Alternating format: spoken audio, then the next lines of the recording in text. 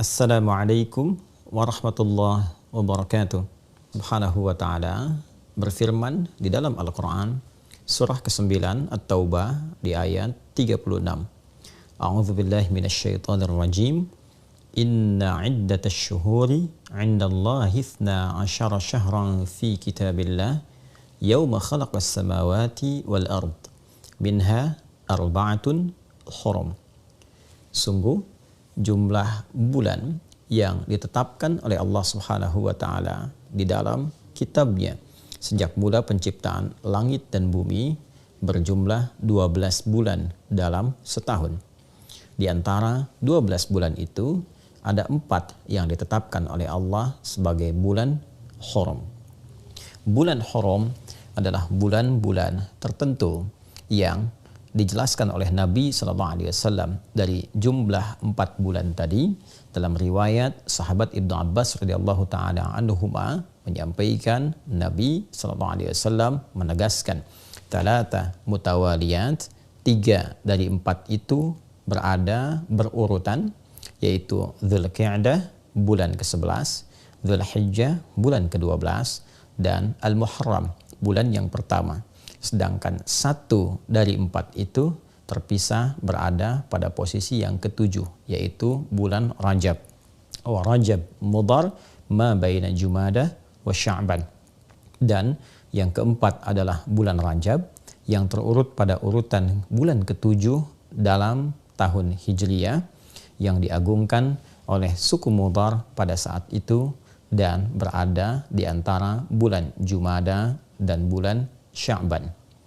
Saudara-saudariku, Rajab secara bahasa berarti sesuatu yang diagungkan, bermakna ta'zim, karena pada masa itu orang-orang jahiliyah pun, khususnya suku Mudhar yang menjaga keagungan di bulan Rajab ini, menjadikan penghormatan terhadap bulan ini begitu istimewa karena memang mengetahui turunan-turunan sejarah kemuliaan dari bulan ini yang termasuk dalam 4 bulan mulia ditegaskan dalam Al-Quran dengan nama Hurum.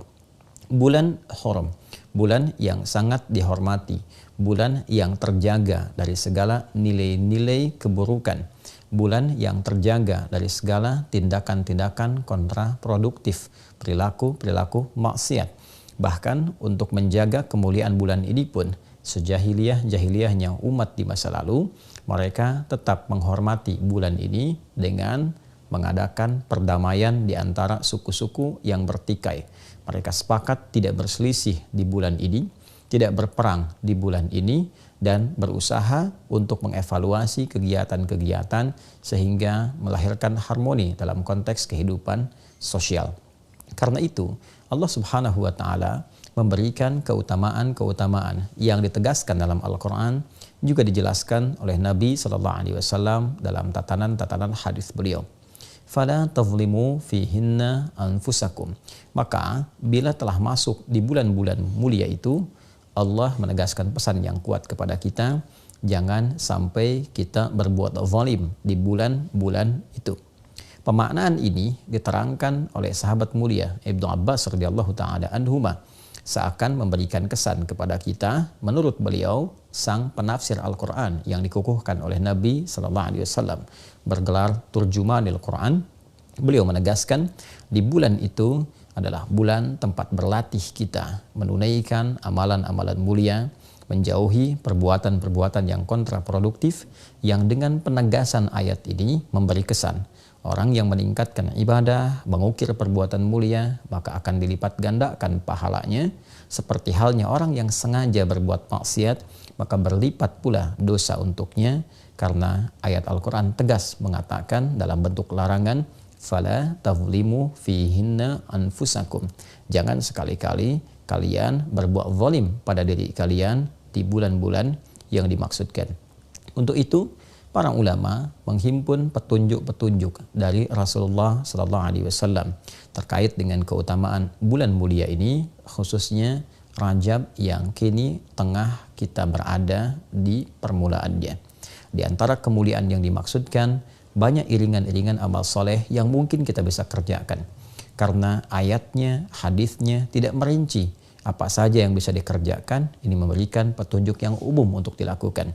Maka para ulama memperkenankan kita untuk memperbanyak amal soleh, baik berupa ibadah ritual, tingkatkan sholatnya, dari mulai fardu, tingkatkan dengan tambah amalan sholat sunnahnya, sunnah yang melekat, yang mengiringi setiap sholat fardu dengan rawatib itu, pagi kah, siang kah, malam kah, atau juga ada duhanya, ada kemudian tahajudnya. Kita bisa berlatih untuk meningkatkan ibadah di waktu-waktu yang spesial ini, sehingga dengan itu berpeluang mendapatkan lipatan pahala.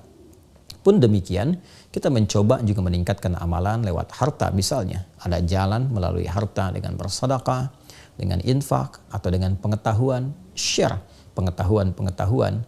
Sekarang era media sosial, Anda membuat status, share tentang isi hadis yang bermanfaat, ayat-ayat yang memotivasi, dan itu melahirkan pahala yang berlipat di bulan ini. Pada saat yang sama, kita mencoba untuk meninggalkan perbuatan-perbuatan yang dilarang, yang kontraproduktif, yang disebut dengan maksiat itu. Mari, sejak saat ini, berusaha untuk menanggalkan perbuatan-perbuatan negatif dari pikiran kita, dari pandangan kita, dari pendengaran, dari lisan, sampai ke ujung kaki. Maka bulan ini adalah bulan yang sangat spesial dan momentum terbaik untuk meninggalkan perbuatan-perbuatan terlarang. Hoax, hal-hal yang buruk, perselisihan, hendaknya disudahi, ditinggalkan, berubah menjadi lebih baik. Dan ini hikmahnya adalah latihan awal sebelum kita memasuki puncak peribadatannya, yaitu di bulan Ramadan nanti. Rajab adalah pembukanya, Sya'ban adalah penguatnya, dan Ramadan adalah hakikat perjuangan kita yang telah disiapkan sejak munculnya bulan Rajab dan berlatih kita di dalamnya. Di bulan haram ini boleh juga kita menggabungkan satu amalan yang sekiranya menghimpun seluruh kemuliaan tadi bisa dilakukan. Di antara caranya adalah seperti yang diisyaratkan Nabi SAW, yaitu dengan meningkatkan puasa di bulan Hurum, Dzulqa'dah, Dzulhijjah, Al-Muharram. Kita belum sampai ke bulan itu, namun kita sekarang berada di bulan Rajab. Maka boleh kita memperbanyak meningkatkan puasa di bulan ini, karena puasa memiliki hikmah meningkatkan ketakwaan, meningkatkan ibadah, sekaligus saat sedang menunaikan puasa itu juga dapat berlatih mencegah segala hal yang dilarang oleh Allah dan Rasulnya. Boleh, silahkan meningkatkan puasa di waktu-waktu bulan mulia ini. Kemudian juga malamnya tingkatkan tahajud, tingkatkan permohonan pada Allah Subhanahu wa taala. Mudah-mudahan dengan meningkatkan amalan di bulan Rajab ini, malamnya kita tingkatkan, siang kita tingkatkan, tilawah kita tingkatkan, kemudian memberikan jejak kehusyuan dalam jiwa kita, meningkatkan kekuatan dan semangat untuk bertakarrub kepada Allah, sehingga saat tiba Ramadan itu kita sudah lebih siap membiasakan diri dan beradaptasi dengan ibadah. Memang ditemukan beberapa hadis-hadis yang kualitasnya sangat lemah, bahkan ada yang palsu terkait dengan keutamaan Rajab. Tapi bukan berarti amalan-amalan yang bisa kita kerjakan itu terlarang sepanjang ada hadis-hadis yang sahihnya, sepanjang ada ayat-ayat yang memang mendorong kita untuk beramal. Karena itu bukan berarti karena ada hadis-hadis yang bermasalah malamnya kita tidak sholat. Silahkan bangkit, tunaikan tahajud, malam ini istimewa, Rajab dilipat gandakan pahala. Silahkan siangnya puasa karena ada hadis-hadis terkait dengan keutamaan puasa di bulan Hurum. Anda silahkan tingkatkan Seninnya, Selasanya, atau Senin Kamisnya, atau puasa Daudnya, atau bahkan Senin puasa, Selasa puasa, Rabu puasa, Kamis puasa, Jumat istirahat, boleh, tidak ada masalah. Niatkan puasa di bulan Hurum, spesifiknya untuk di bulan Rajab, dan mudah-mudahan Allah Subhanahu wa taala memberikan segala janji yang telah ditegaskan dan menjauhkan kita dari segala perbuatan maksiat. Saudara-saudariku, di bulan ini pula ada keutamaan-keutamaan yang terjadi, tercatat di dalam sejarah dan menginspirasi kita semua untuk belajar. Di antara sekian banyak momentum yang terjadi, yang paling populer dalam satu riwayat, sekalipun ada perbedaan-perbedaan riwayat yang paling populer di bulan ini terjadi peristiwa Isra dan Mi'raj. Di bulan ini pula terdapat kemenangan Nabi SAW dalam perang Tabuk. Di bulan ini pula dibebaskan Masjidil Aqsa di bawah pimpinan Salahuddin Al-Ayyubi. Dan banyak momentum-momentum lain yang memberikan kesan kepada kita bahwa Rajab adalah bulan untuk berlatih.